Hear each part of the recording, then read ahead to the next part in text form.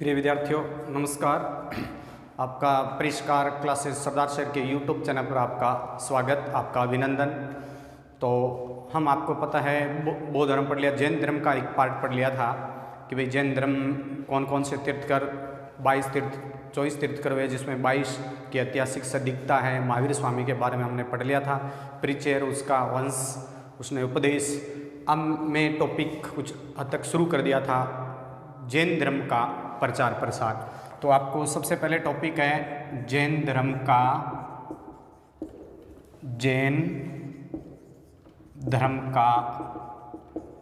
प्रचार और प्रसार। तो मैंने ये टॉपिक शुरू कर दिया था, स्टार्ट में थोड़ा पढ़ा दिया, वापस मैं इसको रिवाइज कर रहा हूँ कि आपको पता है जैन धर्म का प्रचार प्रसार, बौद्ध धर्म का प्रचार प्रसार विश्व स्तर पर जैसे जावा, तिब्बत, जापान, उत्तरी कोरिया, दक्षिण कोरिया, इन देशों में फैला, श्रीलंका। लेकिन जैन धर्म का प्रचार प्रसार सिर्फ भारत तक केंद्रित रहा, भारत में ये केंद्रित रहा था। अब इस में प्रश्न है कि जैन धर्म का प्रचार प्रसार, तो आपको मैंने बताया था कि जैन धर्म का प्रचार प्रसार भी भारत में दो स्तरों, उत्तरी भारत और दक्षिण भारत। उत्तरी भारत में कम ही क्षेत्र थे, दक्षिण भारत में ये सबसे ज़्यादा सर्वाधिक इसका प्रचार प्रसार हुआ। तो सबसे पहले प्रश्न बनता है कि जैन धर्म का प्रचार प्रसार। तो मैंने आपको लिया था बिंबिसार, जैसे मैंने नाम बताया था Bimbisara comma Ajatashatru, Bimbisara comma Ajatashatru comma Chetaka. ये महावीर स्वामी का परम भक्त था। तो बिंबिसार, अजातशत्रु, चेटक और उदयन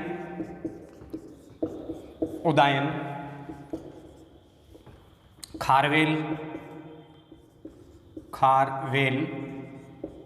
संप्रति महापदम नंद, ये सारे क्या थे? जैन धर्म के अनुयायी थे। तो आपको पता चलता है कि बिंबिसार, अजातशत्रु, चेटक, लिच्छवी वंश जो था, या हम कह सकते हैं लिच्छवी वंश के जो राजकीय जो धर्म था वो जैन धर्म था। बिंबिसार, अजातशत्रु, चेटक,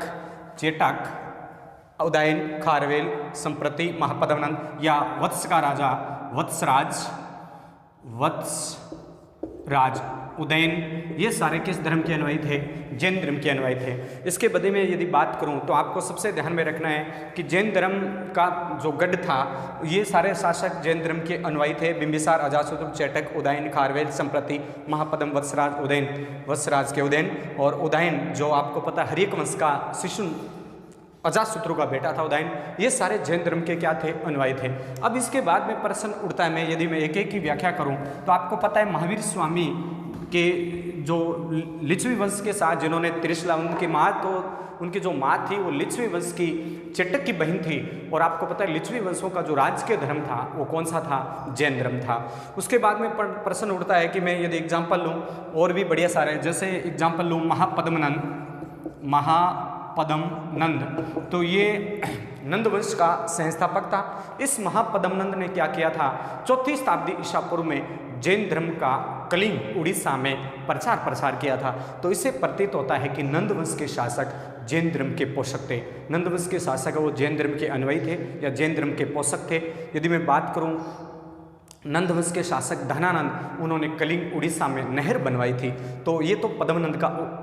उसके बाद में यदि मैं बात करूं अशोक का पुत्र, बहुत शानदार क्वेश्चन है, अशोक का जो पुत्र था, अशोक का पुत्र कौन? संप्रति, वो भी जैन धर्म का क्या था? अनुयायी था। बहुत अच्छा एग्जाम्पल है। अशोक का पुत्र जो संप्रति था वो भी जैन धर्म का क्या था? अनुयायी था। और इस संप्रति को जैन धर्म की जो दीक्षा दी थी वो सुअस्ति ऋषि ने दी थी। सुअस्तिक ऋषि ने ये शिक्षा जैन धर्म की दीक्षा दी थी। और यदि मैं बात करूं बिंबिसार के एक पुत्र था कौन? उभय। बिंबिसार के एक पुत्र था उभय। इस उभय को महावीर स्वामी ने जैन धर्म की क्या दी थी? दीक्षा दी थी। या हम कह सकते हैं कि बिंबिसार का पुत्र था उभय, वही उभय जिसको आपको पता है जीवक एक लावारिस के रूप में मिला था। तो हम कह सकते हैं कि अशोक का पुत्र जो संप्रति था, अशोक का पुत्र कौन था? संप्रति। ये भी जैन धर्म का क्या था? अनुयायी था। और इसको जैन धर्म की शिक्षा किसने दी? सुअस्ति ने। यदि मैं बात करूं बिंबिसार का पुत्र उभय, इस उभय को महावीर स्वामी ने जैन धर्म की क्या दी थी? दीक्षा। और यदि मैं एग्जाम्पल के तौर पर लूँ, जैसे मान लो मैं एग्जाम्पल लूँ, कलिंग, बहुत शानदार क्वेश्चन है। कलिंग के राजा थे गृद्धबिल्ले। कलिंग के राजा कौन थे? गृद्धबिल्ले। गृद्धबिल्ले के पुत्र विक्रमादित्य, बहुत शानदार क्वेश्चन। कलिंग के राजा गृद्धबिल्ले और उसके पुत्र विक्रमादित्य को जैन धर्म की मतलब जैन धर्म को फैलाया, जैन धर्म के अनुयायी थे और इनको जैन धर्म की जो शिक्षा दी थी वो सिद्धसेन ने दी थी। किसने दी थी? सिद्धसेन ने। तो इस तरह से उसके बाद में यदि मैं बात करूं खारवेल की, बहुत शानदार क्वेश्चन है। यदि मैं बात करूं किसकी? खारवेल की, बहुत शानदार क्वेश्चन है ये भी। यदि मैं बात करूं किसकी? खारवेल, बहुत शानदार क्वेश्चन। खारवेल, तो आपको पता है कलिंग का राजा खारवेल था। कलिंग का राजा कौन था? खारवेल।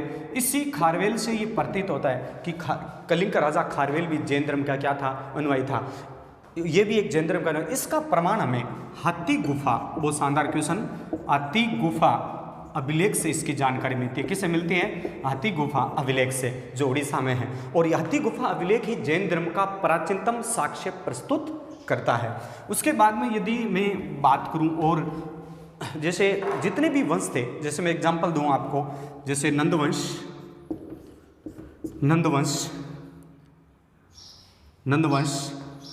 या राष्ट्रकूट, नंदवंश, राष्ट्रकूट, कदम, बहुत शानदार क्वेश्चन है। नंदवंश, राष्ट्रकूट, कदम,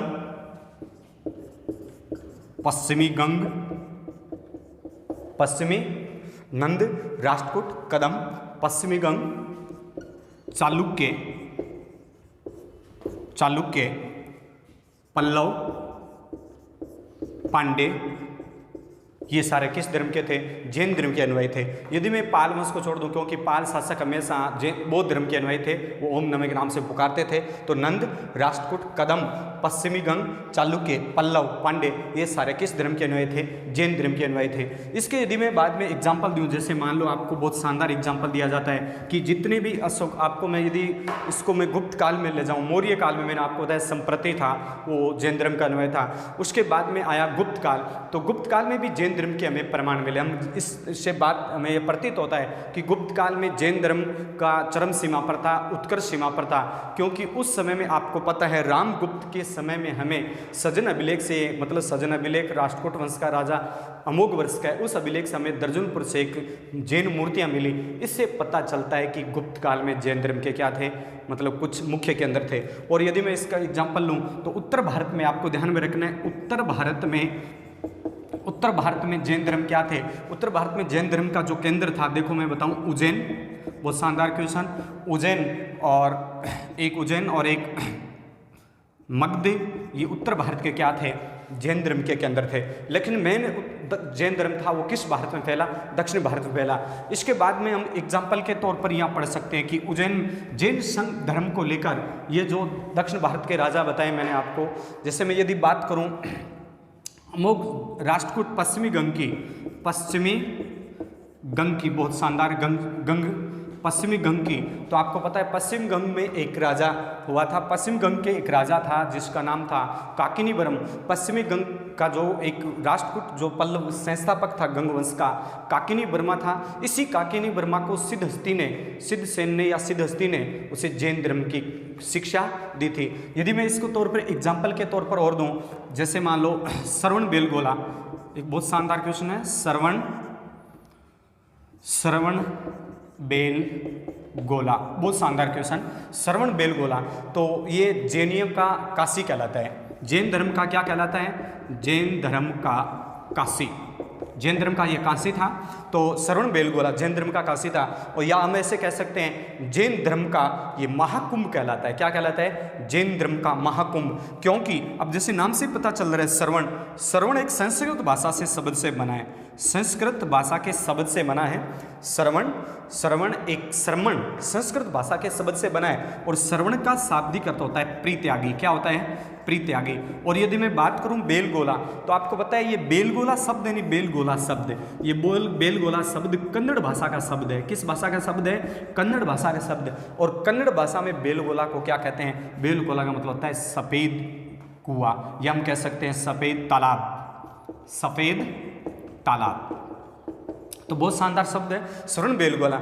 जैन धर्म का काशी कहलाता है, जैन धर्म का महाकुंभ कहलाता है। ये श्रवण शब्द संस्कृत के श्रवण शब्द से बना है, जिसका मतलब होता है संस्कृत के श्रवण शब्द से जिसका मतलब होता है प्रीत्यागी। और बेलगोला एक कन्नड़ भाषा का शब्द है जिसका मतलब होता है सफेद तालाब। अब आपको ध्यान में रखना है श्रवण बेलगोला वो स्थल है जहाँ पर आपको पता है एक कर्नाटक में हासन जिला, श्रवण बेलगोला कर्नाटक के हासन जिले में है। और श्रवण बेलगोला एक चंद्रगिरी पहाड़ी है कर्नाटक के, उस पहाड़ी के ऊपर ये स्थित है। अब आपसे ये ध्यान में रखना है कि श्रवण बेलगोला में क्या, तो एक आपको ध्यान में रखना है श्रवण बेलगोला 500, यदि मैं बात करूं यहाँ एक प्राचीनतम अभिलेख मिला था यहाँ पर। इस अभिलेख में 500 मतलब तिथि अंकित है, 500 मूर्तियाँ अंकित है। इससे ये पता चलता है कि वहाँ एक हमारे आदिनाथ जैन धर्म के प्रथम तीर्थकर कौन थे? ऋषभ देव। जैन धर्म के प्रथम तीर्थकर ऋषभ देव के पुत्र जिसका नाम था गोमतेश्वर कह दो या बाहुबली, तो गोमतेश्वर की या बाहुबली की वहाँ 57 फीट, बहुत शानदार क्वेश्चन है, 57 फीट एक ऊंची मूर्ति है। 57 फीट ऊंची क्या एक मूर्ति है। इस मूर्ति का निर्माण बहुत शानदार राजमल,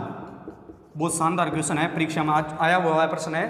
तो श्रवण बेलगोला में मतलब श्रवण संस्कृत भाषा के शब्द से बना है और श्रवण शब्द से बना है जिसका मतलब प्रीत्यागी। बेलगोला का कन्नड़ भाषा का शब्द है जिसका सफेद तालाब। और ये श्रवण बेलगोला कर्नाटक के हासन जिले में चंद्रगिरी पहाड़ी पर है। और यहीं पर एक आपको पता है ऋषभ देव जैन धर्म के प्रथम तीर्थकर थे, उसके पुत्र गोमतेश्वर या हम कह सकते हैं बाहुबली की 57 फीट ऊंची मूर्ति स्थित है। राजमल एक गंगवंशीय शासक था, बहुत शानदार क्वेश्चन है। गंगवंशीय शासक था कौन? राजमल। तो उस राजमल ने ये राजमल के मंत्री, शानदार क्वेश्चन है, राजमल के मंत्री चामुंडा राय, राजमल के मंत्री चामुंडा राय ने ये मतलब मूर्ति स्थापित कराई थी। अब आपसे ये बहुत शानदार कब कराई थी? 983 ईस्वी में इस मूर्ति का क्या करवाया था? निर्माण करवाया था। उसके बाद में और बढ़िया क्वेश्चन आता है कि इसी श्रवण बेलगोला आपको ध्यान में रखना है, इस मूर्ति स्थापित करें। इस मूर्ति ये भी पूछा जाता है कि इस मूर्ति पर आपको पता है 12 वर्षों में इस मूर्ति पर एक बड़ा 12 वर्षों में महामस्तक अभिषेक आयोजित किया जाता है। और उस महाअभिषेक आयोजित में आपको पता है फूल फल ये अच्छे अर्पित किए जाते हैं। और कहा जाता है कि फरवरी, बहुत शानदार क्वेश्चन है, फरवरी 2018 में 86वां, बहुत शानदार क्या सन, फरवरी 2018 में 86वां महामस्तक अभिषेक का यहाँ पर क्या किया गया था? आयोजन किया गया था। और यही श्रवण बेलगोला में एक आपको पता है भद्रबाहु, बहुत शानदार क्वेश्चन है। भद्रबाहु जैन मुनि जो दिगंबर के संप्रदाय को फैलाने वाले थे, भद्रबाहु एक जैन दिगंबर संप्रदाय के जनक थे। इसी भद्रबाहु ने चंद्रगुप्त मौर्य को यहाँ पर सुलेखना विधि के द्वारा क्या किया था? प्राणों को त्याग दिया था। अब आपसे प्रश्न एक ये भी कहा जाता है भद्रबाहु यहाँ पर चंद्रगुप्त मौर्य को दक्षिण भारत ले गया था, यहीं पर दिगंबर संप्रदाय के था। सुलेखना विधि के द्वारा चंद्रगुप्त मौर्य ने यहाँ पर प्राणों को त्याग दिया था। और ये भी कहा जाता है कि इतिहासकार कहते हैं कि 10 किलोमीटर दूर से ये मूर्ति दिखाई देती है, लेकिन जब आप उसके पास आकर देखते हो तो वो मूर्ति नीचे का हिस्सा है, वो मूर्ति का हिस्सा दिखाई नहीं देता। तो मैं एक इसके ऊपर कथन कहना चाहता हूँ, बहुत शानदार। फर्ग्यूसन ने कहा था, बहुत शानदार क्वेश्चन, फर्ग्यूसन एक इतिहासकार था, फर्ग्यूसन ने कहा था कि मिस्र को छोड़कर ऐसी विशाल मूर्ति मैंने अन्यत्र कहीं नहीं देखी। मतलब फर्ग्यूसन कह रहा है कि मैं मिस्र को छोड़कर ऐसी विशाल मूर्ति मैंने कहीं भी नहीं देखी। उसके बाद में यहाँ भी एक प्रश्न होता है कि सुलेखना, बहुत शानदार क्वेश्चन है, सुलेखना विधि क्या है? तो आपको ध्यान में रखना है, देखो बहुत शानदार क्वेश्चन श्रवण बेलगोला पर प्रश्न आता है। उसके बाद में सुलेखना, बहुत शानदार क्वेश्चन परीक्षा में पुटअप होता है, इसको मैं थोड़ा समझा दूं, ध्यान से सुने। सुलेखना विधि थोड़ा ध्यान से समझना। सुलेखना विधि देखो, इसको दूसरा नाम है संथारा। क्या नाम है इसका? दूसरा नाम है संथारा। अब इसको समझना है अपना। सुलेखना विधि क्या है? अच्छाइयों का लेखा जोखा करना। जैन धर्म के जो लोग हैं वो अच्छाइयों का लेखा जोखा करते हैं। उस लोग, इसका शाब्दिक अर्थ होता है अच्छाइयों का लेखा जोखा करना। तो सुलेखना विधि का दूसरा नाम है संतारा। अब इसमें देखो दो है, सुलेखना विधि से कौन से धर्म, जैन धर्म में कौन से संप्रदाय के लोग ग्रहण करते हैं और संतारा के कौन से करते हैं। तो आपको पता है जैन धर्म दो भागों में था, एक था श्वेतांबर और एक था दिगंबर। तो ध्यान देना, श्वेतांबर धर्म के जो लोग होते थे वो अपने प्राणों को क्या करते थे, सुलेखना विधि के द्वारा, अपने अच्छाइयों के द्वारा अपने प्राणों को या उपवास के द्वारा प्राणों को त्याग देते। तो श्वेतांबर धर्म के जो लोग होते थे वो अपनी किस विधि से, मतलब सुलेखना विधि से अपने को क्या कर देते थे, प्राणों को त्याग देते थे। अब आपसे वो प्रश्न पूछ रहे हैं कि इनको तो क्या कहा जाता था, सुलेखना। दिगंबर के जो लोग अपने शरीर को त्याग देते उसको क्या कहा जाता था, संथारा कहा जाता था। अब देखो ये भी ध्यान में रखना है कि अब इन दोनों में प्रश्न यदि पूछ ले हम, कोई जरूरी को नहीं सुलेखना विधि संथारा है, इसको निष्पत्ति भ्रमण भी कहा जाता है, निष्पत्ति मरण, इसको निष्पत्ति प्रण भी कहते हैं, या इसको कहते हैं बेंकुठी, जिसकी बेंकुठी निकालते हैं। तो जैन धर्म के सुलेखना विधि को बेंकुठी के नाम से भी जाना जाता है। उसके बाद में देखो यहाँ प्रश्न और उठता है आपके, तो मैंने आपको बताया जैन धर्म बिंबिसार चंद्रगुप्त मौर्य, तो आपको बताया चंद्रगुप्त मौर्य। अब सुलेखना विधि से थोड़ा इसको हम नोट लगा के लिखें नहीं तो अच्छा प्रश्न लिखा जा सकता है कि भारत में ऐसे शासकों के नाम बताओ जिन्होंने सुलेखना विधि से प्राणों को त्यागा, अपने शरीर को त्यागा। तो मैं एग्जाम्पल के तौर पर प्रश्न भी आता है बहुत बार कि ऐसे राष्ट्रीय शासकों के नाम बताओ, शासकों के नाम बताओ जिन्होंने सुलेखना विधि से अपने प्राणों को क्या किया, त्यागा। तो मैं सुलेखना विधि से प्राण त्यागने वाले व्यक्तियों के नाम बता रहा हूँ। सुलेखना विधि से सबसे पहले प्राणों को त्यागा चंद्रगुप्त मौर्य ने, चंद्रगुप्त मौर्य ने सुलेखना विधि से प्राणों को त्यागा। उसके बाद में यदि मैं बात करूँ, एक और था राष्ट्रकूट वंश का शासक अमोघ वर्ष, अमोघ वर्ष ने भी सुलेखना विधि से प्राणों को क्या किया, त्यागा। यदि मैं बात करूँ कृष्ण द्वितीय की राष्ट्रकूट वंश में, उन्होंने भी सुलेखना विधि से प्राणों को त्यागा। इंद्र तृतीय ने भी सुलेखना विधि से प्राणों को त्यागा। और आपको पता है जैन धर्म दो भागों में बट गया था, श्वेतांबर और दिगंबर। तो भद्रबाहु और स्थूलभद्र ने भी सुलेखना विधि के द्वारा क्या किया, प्राणों को त्यागा। और यदि मैं बात करूं हेमचंद्र की, तो हेमचंद्र ने भी सुलेखना विधि से प्राणों को क्या किया था, त्यागा था। अब उसके बाद में आपको ये प्रश्न पूछ रहे हैं कदम वंश। तो कदम वंश में जैसे रवि वर्मन, कोकत्सु वर्मन, इन वंश ने, कदम वंश के शासक भी आपको पता है, कदम वंश के शासक, राष्ट्रकूट वंश के शासक, पल्लव, पांडे, चोल, ये सारे किस धर्म को मानते थे, जैन धर्म के अनुयायी थे। यदि मैं इसके तौर पर एग्जाम्पल के तौर पर लिख लूं, एक यापनीय संप्रदाय भी होता था, बहुत शानदार है, यापनीय संप्रदाय, यापनीय संप्रदाय ये भी एक जैन धर्म। तो यापनीय संप्रदाय की स्थापना 148 ईस्वी में कवि कलश ने की थी। यापनीय संप्रदाय की स्थापना 148 ईस्वी में कवि कलश ने की थी। और कहते हैं कि इस संप्रदाय की स्थापना कल्याणपुर, होशंगा, कल्याणपुर हैदराबाद के पास है इस संप्रदाय की स्थापना। ये संप्रदाय क्या होता था, नग्न व्यवस्था में रहता था। नग्न व्यवस्था में ये कपड़े नहीं पहनते थे, लेकिन जब वो भ्रमण या भिक्षावर्ती भीख मांगने के लिए जब जाते थे तो अपने शरीर के अंगों को ये क्या कर लेते थे, ढक लेते थे। तो ये यापनीय संप्रदाय की स्थापना करने वाला, मतलब ये इस यापनीय संप्रदाय की स्थापना हैदराबाद में हुई थी 148 में, कवि कलश ने की थी। उसके बाद में कदम वंश बताया, तो कदम वंश में भी ऋषि वंश के यापकीय, करुचुक, ये सारे जैन धर्म के क्या थे, अनुयायी। पश्चिमी गंग शासक जैन धर्म के अनुयायी थे। और मैं यदि इसका एग्जाम्पल और बढ़िया तरीके से दूं आपको, तो जैन धर्म में आप प्राचीन भारत में क्यों, आपको आगे चले तो मैं यदि इसको ले जाऊं दिल्ली सल्तनत में, तो आपको शानदार एग्जाम्पल दिया जा सकता है। दिल्ली सल्तनत में आपको पता है सिकंदर लोदी था। सिकंदर लोदी के दरबार में आपको पता है जम्बू नाम के एक जैन विद्वान रहते थे। उस जैन विद्वान को सिकंदर लोदी ने भूमि दान दे दी थी। यदि मैं बात करूं मोहम्मद बिन तुगलक की, तो आपको पता है मोहम्मद बिन तुगलक के दरबार में राजशेखर और जिंदत सूरी रहते थे। उन राजशेखर और जिंदत सूरी के साथ मोहम्मद बिन तुगलक शत्रुजय के लिए अपने मतलब नेमीनाथ के दर्शन के लिए जाता था। इसके बाद में यदि मैं एग्जांपल दूं अकबर के टाइम में, तो आपको पता है अकबर के समय में भी जैन धर्म का बोलबाला था। अकबर के दरबार में दो जैन कवि रहते थे, एक का नाम था हरिविजय, एक का नाम था जिंदत सूरी। तो अकबर ने उन जैन मुनियों को, हरिविजय सूरी को तो जगत गुरु की उपाधि दे दी और जिंदत सूरी को युग प्रदान की क्या दे दी, उपाधि। तो इसका मतलब हम कह सकते हैं कि जैन धर्म का प्राचीन भारत से लेकर नंदवंश, चंद्रगुप्त मौर्य, अशोकापुत्र संप्रति, बिंबिसार, अजातशत्रु, ये सारे क्या थे, महावीर के परम भक्त थे। लिच्छवी वंश का तो राजकीय धर्म था ही, इसलिए पूरे भारत में, दक्षिण भारत में तो जैन धर्म का गढ़ था, दक्षिण भारत में बोलबाला जैन धर्म का रहा था। उसके बाद में यदि मैं बात करूँ, कदम वंश, गंग वंश, राजपूत, पल्लव, ये सारे कौन से धर्म के अनुयायी थे, ये जैन धर्म के अनुयायी थे। उसके बाद में देखो प्रश्न आता है आपके, ये तो था जैन धर्म का प्रचार और प्रसार। उसके बाद में यदि मैं आपको एग्जाम्पल के रूप में लूँ तो आपसे सबसे पहले जैन धर्म के बारे में थोड़ा मैं पुस्तकों के बारे में बता दूं कि जैन धर्म के बारे में पुस्तकें जो परीक्षा में आती हैं, जैन धर्म की पुस्तकें, बहुत शानदार क्वेश्चन है।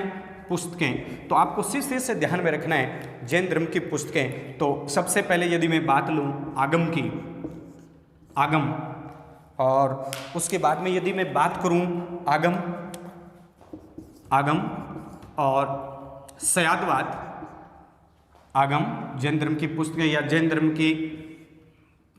धर्म के बारे में ऐसे लिख लो, जैन आगम, सयादवाद, या इसको हम कहते हैं सप्तभगीय न्याय, सप्तभगीय न्याय, आगम, सयादवाद, सप्तभगीय, या हम कह सकते हैं इसके त्रिरत्न दर्शन। यदि मैं बात करूं कल्पसूत्र की, कल्पसूत्र, यदि मैं बात करूं भगवती सूत्र,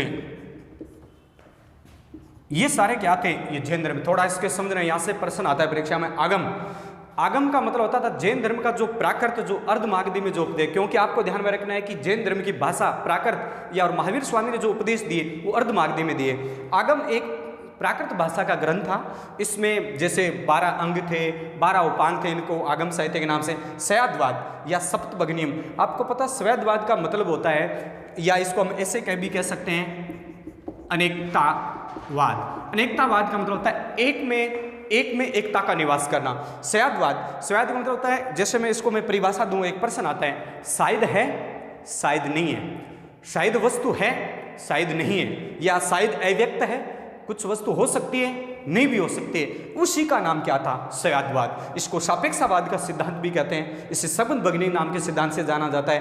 त्रिरत्न, आपको पता है जैन धर्म में त्रिरत्न थे, जैसे मैं नाम बताऊं, सम्यक दर्शन, सम्यक चरित्र, सम्यक ज्ञान, ये जैन धर्म के त्रिरत्न होते हैं। आपको पता है महावीर स्वामी ने एक नारा दिया था, अहिंसा परमो धर्म, या जिए और जीने दो का सिद्धांत। 2 नारे दिए थे, अहिंसा परमो धर्म, कि अहिंसा से बढ़कर कोई धर्म नहीं है, या एक दिया था कि जैन धर्म का एक सिद्धांत आता है जिसका नाम है जिए और जीने दो, और इसी जिए और जीने दो सिद्धांत को आगे चलकर अशोक ने अपना लिया था। तो सम्यक दर्शन का मतलब होता है व्यक्ति को सद सोचना चाहिए, किसी मोह माया में नहीं पड़ना चाहिए, सांसारिक दूरदृष्टि से दूर रहना चाहिए, उसका मतलब होता है सम्यक दर्शन। सम्यक चरित्र, कि किसी जो ज्ञान है वो ज्ञान 2 प्रकार का होता है, एक परोक्ष, एक प्रत्यक्ष या अपरोक्ष। अब आता है सम्यक ज्ञान, तो आपको पता है सम्यक ज्ञान को उन्होंने कहा कि सद कुछ संसार में शंका विहीन है वो नहीं है, और सम्यक आचरण कह दो तो आचरण। चरित्र का मतलब होता है कि व्यक्ति को अनासक्ति, सुख दुख ये दोनों संसार में आते रहते हैं, और कर्म और पुनर्जन्म सिद्धांत को भी इसने जन्म दिया था। अब आता है कल्पसूत्र, बहुत शानदार क्वेश्चन। कल्पसूत्र की रचना भद्रबाहु ने की थी। किसने की थी? कल्पसूत्र की रचना भद्रबाहु ने की थी। और भगवती सूत्र की बात करूं तो आपको पता है बहुत शानदार क्वेश्चन है। कल्पसूत्र में जितने भी गणधर थे, आपको पता है गणधर मतलब मैं बताऊंगा वो आगे, तो कल्पसूत्र की रचना भद्रबाहु ने की थी, संस्कृत भाषा में लिखा गया था।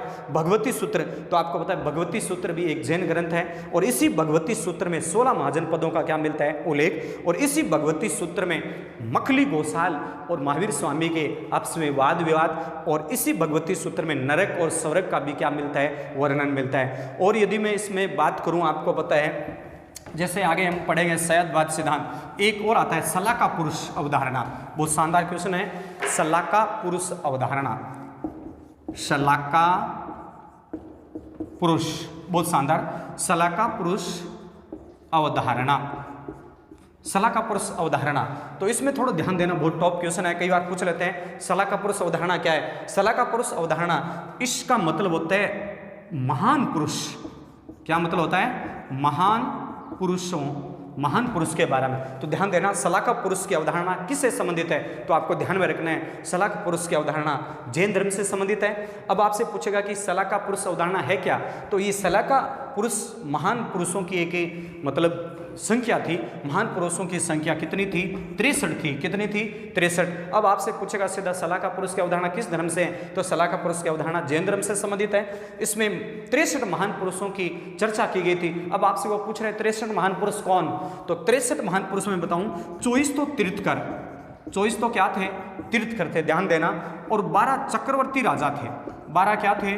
चक्रवर्ती राजा। बहुत शानदार क्वेश्चन है। 24 तो तीर्थकर, 12 चक्रवर्ती राजा और 9 बालभद्र और 9 नारायण और 9 प्रतिनारायण। प्रतिनारायण, बहुत शानदार क्वेश्चन है। देखो, इस सलाका पुरुष की अवधारणा जैन धर्म से संबंधित है। इसमें 63 इसकी सलाका पुरुष अवधारणाओं की संख्या 63 बताई गई थी। इसमें महान पुरुषों की संख्या 63 थी। 24 तीर्थकर थे, 12 चक्रवर्ती थे राजा, 9 बालभद्र या बलभद्र, 9 नारायण, 9 प्रतिनारायण। इनकी अब आपसे प्रश्न पूछ रहे हैं कि इन सलाका पुरुषों की अवधारणा किस ग्रंथ में, तो एक हेमचंद्र का ग्रंथ था। हेमचंद्र जैन कवि रहे हैं। हेमचंद्र का ग्रंथ त्रिष्टि अवधारणा या त्रिष्टि सलाका अवधारणा। त्रिष्टि सलाका अवधारणा में 63 सलाका पुरुष अवधारणाओं की व्याख्या की गई थी। और इसी में आपको एक ध्यान में रखना है, भगवान कृष्ण का भी उल्लेख मिलता है। आपसे प्रश्न पूछा भगवान कृष्ण का उल्लेख कौन से जैन ग्रंथ, तो सलाका पुरुष की अवधारणा में त्रिष्ट सलाका ग्रंथ में 24 तीर्थकर, 12 चक्रवर्ती राजा, 9 बालभद्र, 9 नारायण, 9 प्रतिनारायण, हेमचंद्र ने यह ग्रंथ लिखा। इसमें सलाका पुरुष अवधारणाओं की और इसी में भगवान कृष्ण का भी क्या किया गया था? उल्लेख किया गया था। उसके बाद में ध्यान में रखना है और भी प्रश्न मैंने बताया। अब है आपको पता है जैन धर्म, तो एक मैं बताऊं कि जैन संघ को लेकर विवाद हो गया था। ध्यान देना, जैन संघ को लेकर, बहुत शानदार क्वेश्चन, जैन संघ को लेकर मतभेद, जैन संघ को लेकर क्या हो गए थे? मतभेद हो गए थे। जैसे एग्जांपल लूं कि आपको पता है जैन संघ को लेकर मतभेद हो गया था। उस समय में बात करूं नंदवंश के समय में, आपको पता है जब नंदवंश का महापद्मनंद का जब शासन था, तो नंदवंश के समय में एक संभूति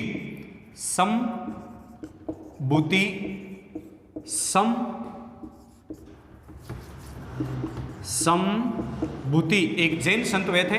जब आपको पता संघ भेद को लेकर विवाद हो गया था, उस समय में महावीर स्वामी के समय में संघ भेद को लेकर, उस समय महावीर स्वामी थे और महावीर स्वामी के समय में जैन संघ को लेकर मतभेद हो गया। एक नंदवंश के समय में संभूति एक जैन संत थे और इधर एक हमारे संत थे भद्रबाहु। इन भद्रबाहु और संभूति को लेकर जैन संघ में क्या हो गया था? भेद हो गया था। तो थोड़ा ध्यान देना कि जिस संभूति जैन और भद्रबाहु को लेकर मतभेद हुआ या उनके बीच में जैन संघ को लेकर, जैन धर्म को लेकर वाद विवाद हुआ, जिस आपको ध्यान में रखना है, जब नंदवंश मतलब चंद्रगुप्त मौर्य जब भारत में 322 में, ध्यान देना 322 ईसा पूर्व में जब चंद्रगुप्त मौर्य ने भारत पर शासन किया, तो उस समय में चंद्रगुप्त मौर्य के समय में संभूति जैन अनुयायी था जो नंदवंश के समय में था। इस संभूति की क्या हो गई थी? मृत्यु हो गई थी। और उस समय में आपको पता है जैसे ही महावीर स्वामी का आपको पता है निर्वाण हुआ था, महावीर स्वामी का निर्वाण, उसी समय में आपको ध्यान में रखना है भद्रबाहु, क्योंकि संभूति की तो मृत्यु हो गई, इसका कार्य भद्रबाहु ने संभाल लिया था। और भद्रबाहु इसे जैन संघ को स्थूलभद्र को सौंप दिया। और उस समय में भद्रबाहु ने एक भविष्यवाणी की थी कि मगध में 12 वर्ष अकाल पड़ेगा, उसको पता भी था। उस समय में भद्रबाहु 12,000 मतलब भिक्षुओं को लेकर दक्षिण भारत चला गया था। उसके बाद में भारत में आपको पता जैन धर्म का दक्षिण में बोलबाला हुआ। अब प्रश्न आया कि संभूति चला गया और भद्रबाहु उस समय में उज्जैन में बैठक बुलाई गई थी, क्योंकि उत्तर भारत के जैसे उज्जैन था, पाटलिपुत्र था, यहाँ पर जैन धर्म का बोलबाला था। लेकिन बाकी उसके बाद में जैन सभा बुलाई, उसके बाद में यहाँ से खारवेल ने जैन सभा का विजयेंद्र की अध्यक्षता में हुआ। उसके बाद में भद्रबाहु वापस आए। तो एक ध्यान में रखना है, उसके बाद में जैसे ही अब आपसे पूछे कि जैन सभा, तो जैन सभा 2 हुई है भारत में। जैन सभा कितनी हुई है? 2। थोड़ा ध्यान देना, जैन सभा कितनी हुई है? 2। बहुत शानदार क्वेश्चन है। जैन सभा, तो एक तो प्रथम जैन सभा, अब आपको ध्यान रखना है एक तो सन याद रखना है कि प्रथम जैन सभा सन, राजा कौन था, इसका अध्यक्ष कौन था और इसका विषय क्या था। तो यहां से देखो प्रश्न आता है परीक्षा में, प्रथम जैन सभा, तो आपको पता है सन तो 300 ईसा पूर्व में ये जैन सभा हुई थी। नाम पूछे राजा तो आपको पता है उस समय में राजा कौन था? चंद्रगुप्त मौर्य था। कौन था? चंद्रगुप्त मौर्य। अब आपसे क्वेश्चन क्या पूछ रहा है? अध्यक्ष। तो आपको पता है इस जैन सभा का अध्यक्ष स्थूलभद्र था। कौन था? स्थूलभद्र। अब आपसे विषय पूछ रहे हैं तो ध्यान देना है कि प्रथम जैन सभा 300 ईसा पूर्व में हुई थी। राजा चंद्रगुप्त मौर्य था, अध्यक्ष कौन था? स्थूलभद्र था। विषय, इस जैन सभा में आपको पता है कि 12 जो अंग थे, 12 जो अंग थे, इन 12 अंगों को छोड़कर कुछ अंगों में इसको लिपिबंद किया गया था, मतलब संकलन करने का विचार उठा था। एक ध्यान रखना है, इसी जैन सभा में जैन धर्म 2 भागों में बंट गया था। एक तो बंटा था श्वेतांबर और एक बंटा था दिगंबर। ध्यान देना है इस पर, दिगंबर। तो एक तो कौन सा था? इसी जैन सभा में जैन धर्म 2 भागों में बट गया, एक श्वेतांबर और एक दिगंबर। अब नाम से पता चल रहा है, देखो इस श्वेतांबर का जो जनक था वो था स्थूलभद्र और इस दिगंबर का जो अनुयायी था वो था भद्रबाहु। तो ध्यान देना है। अब आपसे प्रश्न पूछ रहे हैं कि ये बौद्ध सभा ध्यान जैन सभा या 300 में चंद्रगुप्त मौर्य के समय में स्थूलभद्र इसका अध्यक्ष था। 12 अंगों को इसमें छोड़कर कुछ इसमें अंश शामिल किए गए थे। इसमें जैन धर्म 2 भागों में बट गया, एक श्वेतांबर एक दिगंबर।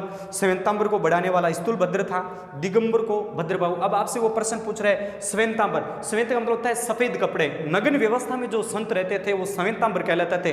अब आपसे वो प्रश्न पूछ रहे हैं केंद्र, ये श्वेतांबर 19वें तीर्थकर थे, बहुत में आपको पीछे बता भी दिए, 19वें तीर्थकर थे नेमिनाथ। इस नेमिनाथ को श्वेतांबर धर्म के लोग मल्लीनाथ को 19वें तीर्थकर मल्लीनाथ को स्त्री मानते हैं। ये स्त्री नहीं मानते, ये कह रहे हैं कि यदि स्त्री को यदि पुरुष में बदलना पड़ेगा, वो दिगंबर लोग अंबर जैसे कपड़े पहनते थे, वो दिगंबर थे।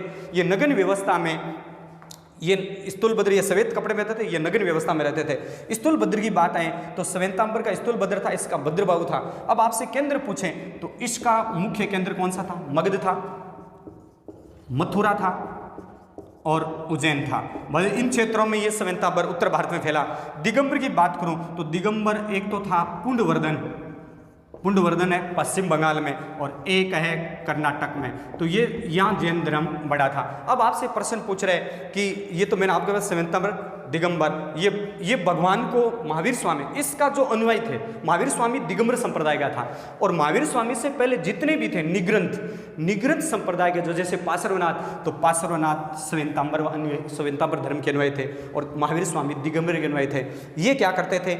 इनके जो संत होते थे, इनको संतों को किस नाम से? इन संतों को आपको पता है, जैसे मैं मान लूँ यत्ती का नाम से जाना जाता था, और इन संतों को आपको पता है छुल्लुक, एल्लक, इस तरह से नाम से जाना जाता था। अब आए प्रश्न, ये तो है प्रथम जैन सभा। दूसरी जैन सभा की बात करूं मैं तो बहुत शानदार क्वेश्चन है, दूसरी जैन सभा। तो दूसरी जैन सभा भी ध्यान में रखो। दूसरी जैन सभा आपको पता है, सन याद रखना है। तो दूसरी जैन सभा हुई थी 512 ईस्वी में। कब हुई थी? 512 ईस्वी में सभा।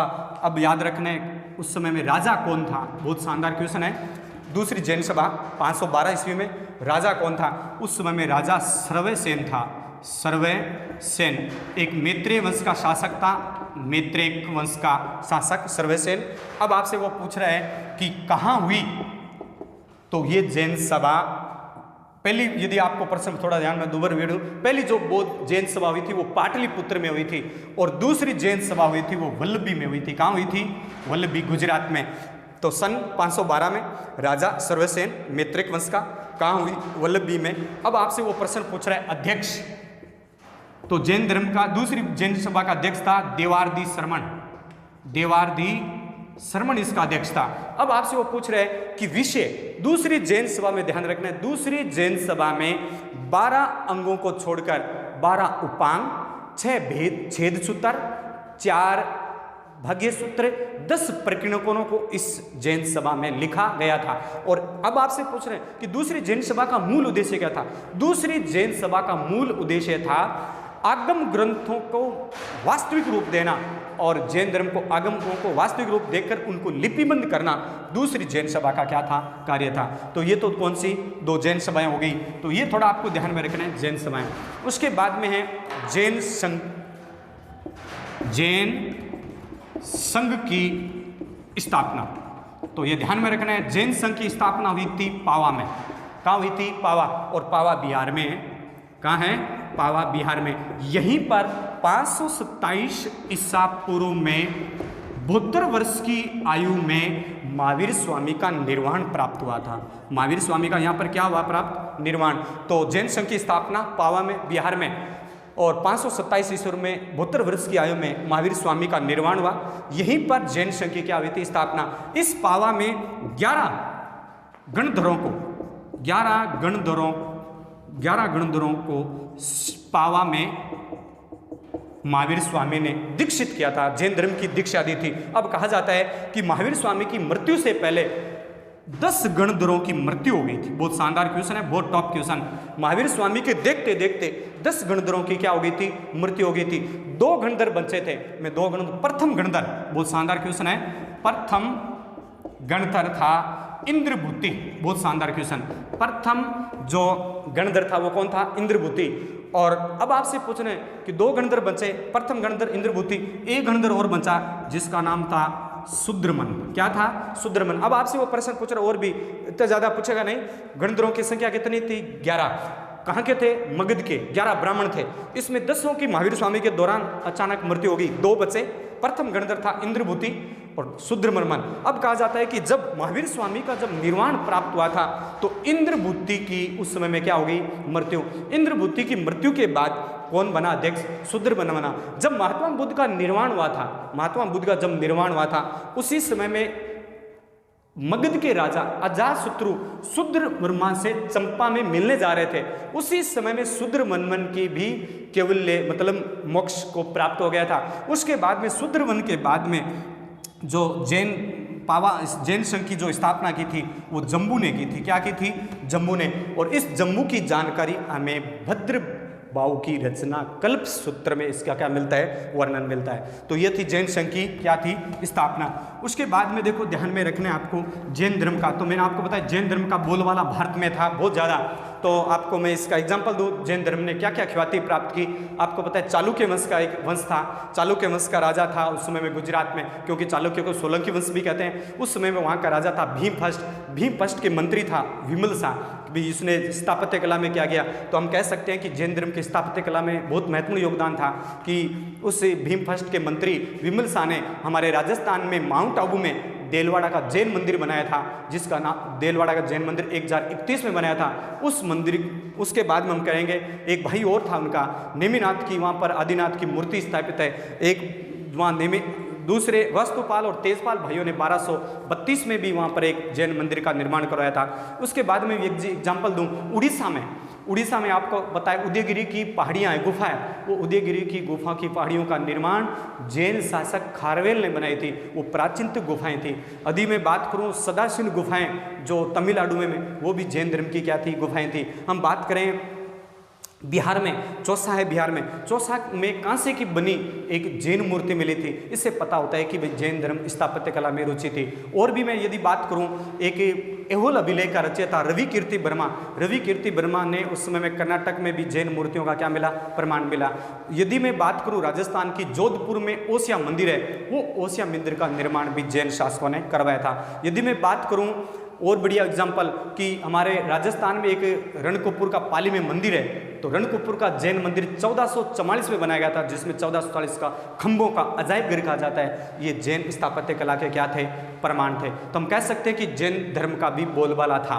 तो आगे ये जैन धर्म, आज हमारा अंतिम टॉपिक समाप्त हो गए। ज़्यादा से ज़्यादा वीडियो को लाइक, शेयर और सब्सक्राइब करें। धन्यवाद।